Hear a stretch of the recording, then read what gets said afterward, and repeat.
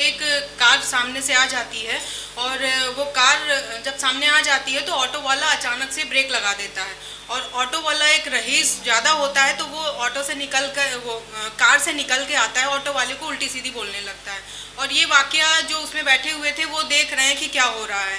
तो ऑटो वाले ने क्या किया कि उनसे माफ़ी मांग ली कि सर गलती हो गई और वो किनारे हट लेता है। तो जो ऑटो में बैठे थे महाशय, उन्होंने बोला कि भाई गलती सामने वाले की थी, अगर ईश्वर की कृपा ना होती तो शायद आज हम लोग हॉस्पिटल में होते, और आपने इतने आसान तरीके से उसको बोल दिया कि सर गलती मेरी थी और मैं आपसे माफ़ी मांगता हूँ, और कह के आपने निकल लिया। तो ऑटो वाले ने कहा कि सर मैं एक सत्संगी व्यक्ति हूँ, मतलब कि मैं एक सकारात्मक विचारों वाला व्यक्ति हूँ और मैं ऐसे लोगों से भिड़ना नहीं चाहता हूँ। मानसिक रोगी केवल हॉस्पिटल में ही नहीं होते हैं, हमारे आसपास भी होते हैं।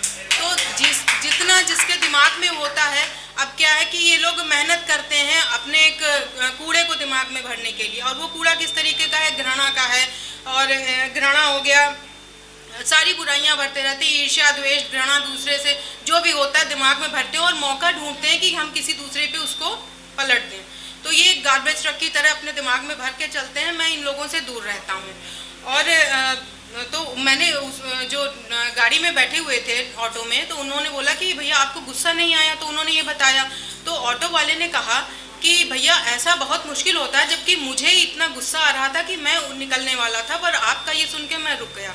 तो उन्होंने बोला कि भैया ऐसा नहीं है कि मानसिक रोगी केवल हॉस्पिटल में, यही सब मानसिक रोगी की तरह काम करते हैं।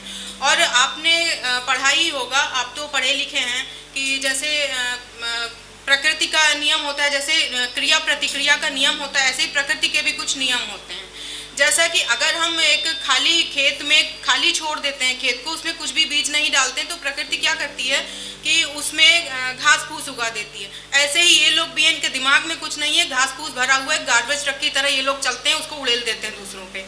तो और दूसरा ये है, पहला नियम तो ये है, और दूसरा नियम ये है कि जो जैसा होता है वो दूसरे को वैसा ही बांटता है। अगर दुखी व्यक्ति से आप मिलेंगे तो संसार को दुखी ही बांटता चलेगा, खुश व्यक्ति से अगर आप मिलेंगे तो संसार को खुशी खुशी ही बांटता फिरेगा। अगर जो खुद ही भयभीत है, अगर भयभीत व्यक्ति से हम मिलेंगे तो वो भय ही बांटता रहेगा, डरा हुआ डर ही बांटता रहेगा, डराता ही रहेगा दूसरों से। तो कहानी का सारांश ये है कि अगर हम कीचड़ में पत्थर फेंकेंगे तो उसकी छींटें हमारे ऊपर ही आएंगी, इसलिए उस कीचड़ से किनारे ही हट के निकल लेना चाहिए। जय श्री